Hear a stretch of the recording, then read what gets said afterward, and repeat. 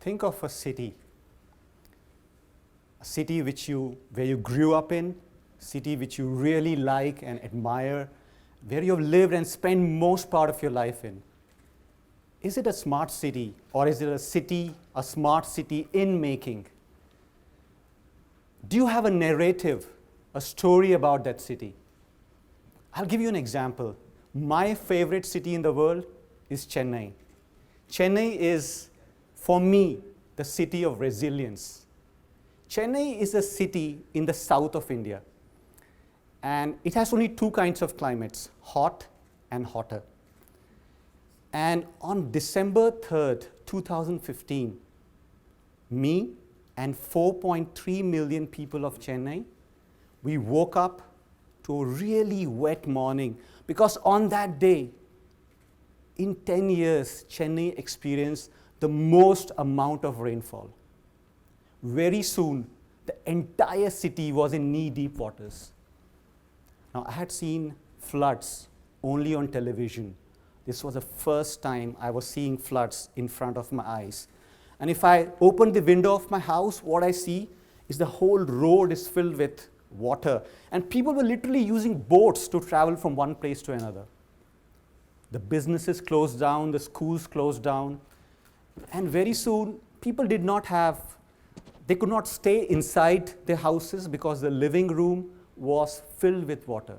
They could not use the cars because the cars could not travel on the roads.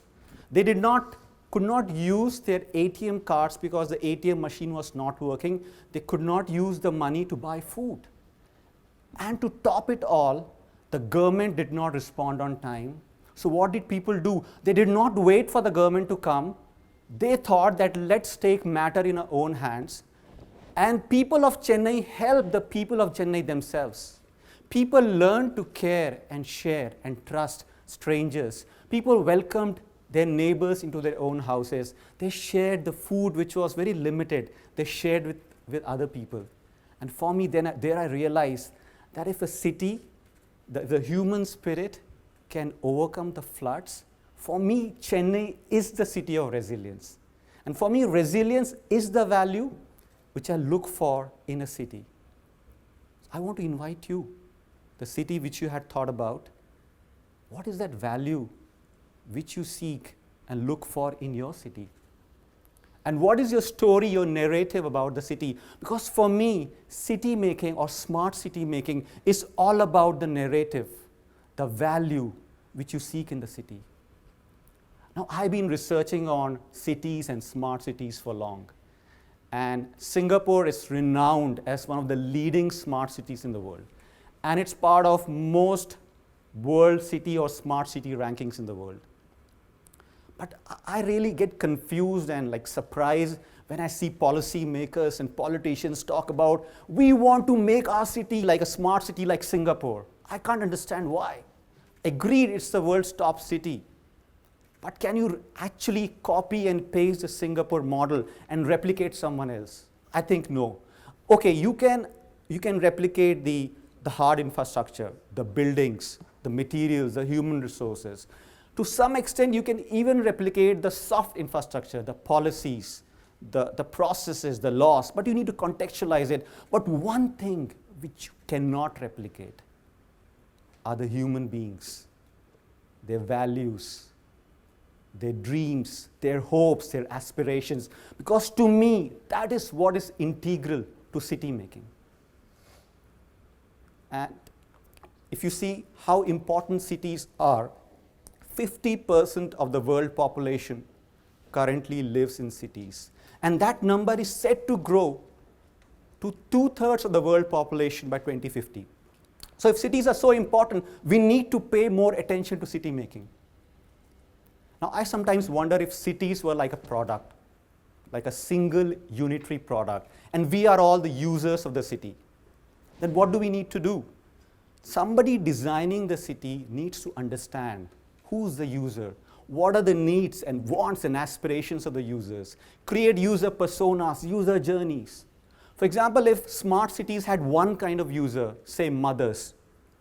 Now, even in mothers, there are different kinds of mothers. There are homemaker mothers, there are working mothers, there are single mothers.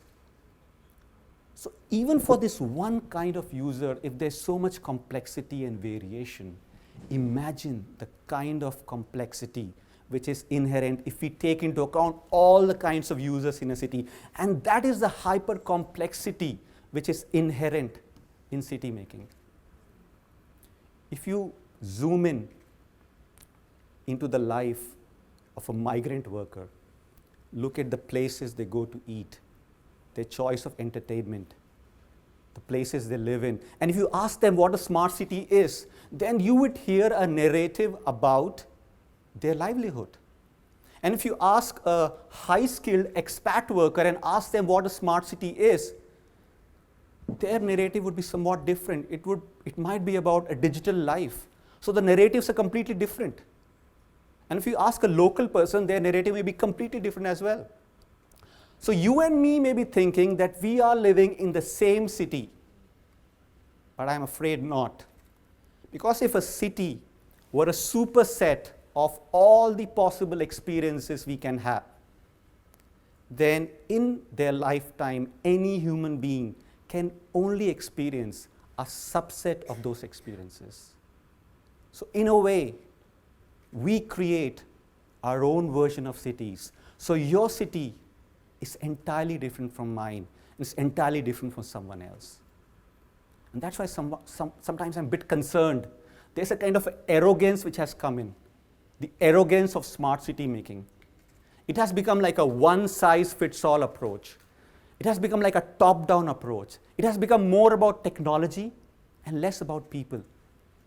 It has become more about one dominant narrative and less about understanding that there's so many plurality of narratives which we need to integrate in city making. So the next time when you hear the word smart city, I want you to ask another question. Smart city? From whose point of view? Is it from the point of view of the dominant, the influential people, the government, the experts, the think tanks, the real estate developers, or from the point of view of the less influential, students, senior citizens, migrant workers, people from low-income families? I happened to attend a workshop which was titled, How to Help Low-Income Singaporeans. And people were talking about how people are falling through the cracks, there's inequality. The national narrative of meritocracy is not working. Do we need a new narrative? And as the workshop was coming to a close, one girl stood up. She raised her hand and said, I've listened to all of you, but I'm really sorry. None of you understand what a person from low-income family goes through, because I come from one such family. I understand the pains and struggle. And I was like, wow, if we had gone through the entire workshop without listening to her point of view, then we would have got a very lopsided view of what low-income Singaporeans face. And that's why it's important that we understand the narrative of the less influential. I want to share with you a story. It happened to me when I was living in New Delhi, the capital of India. It was September 2008. The government had inaugurated a new subway. A subway is like an underground path which you use to cross the road. And one day I was coming back from work and using the subway. It was pitch dark. I said, okay. Next day, again pitch dark. It went on like this. And I started blaming the government, cursing the government. You spent so much money in building this infrastructure, but cannot provide an electricity connection. And it went on, and one day when I was using the subway, my eyes lit up. I could literally see some light coming from the subway. Actually, there were rows of candles which were lit up inside the subway. I was surprised and also thankful. And then days, weeks, and months rolled by. And every day when I came back from work, I could see those candles lit up inside the subway. I really wanted to know the mystery of those candles. So one Sunday, I went there at 6 p.m., waiting outside the subway, finding out what's coming up next. I saw a thin, short man with gray hair wearing an Indian dress called kurta. He walked in slowly with a bunch of candles in his hands. And he laid them one by one along the subway and lit them up. And he was about to walk out. I said, "Uncle, wait. Thank you so much for doing it, but what's inspiring you to do this? Can you share this?" And he said, "I'm literally pained by what women, children, and senior citizens go through when they use this pitch dark subway.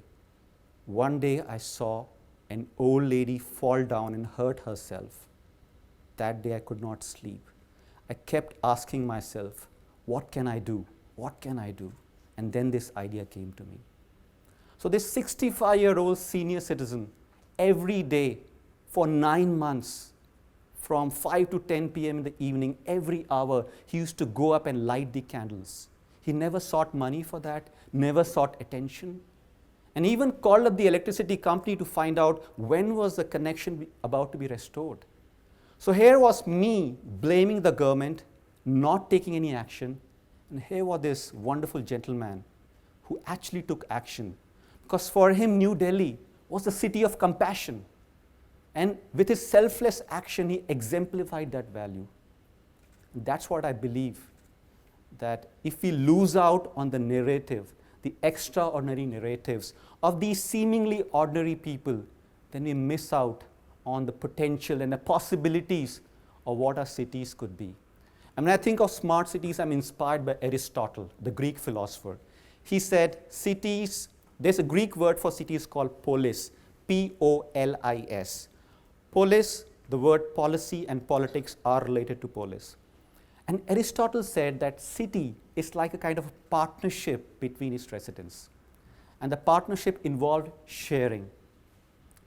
And what is the partnership? The purpose of the partnership. The purpose of the partnership is the highest good of the citizens. And what is the highest good of citizens? Happiness and noble virtues.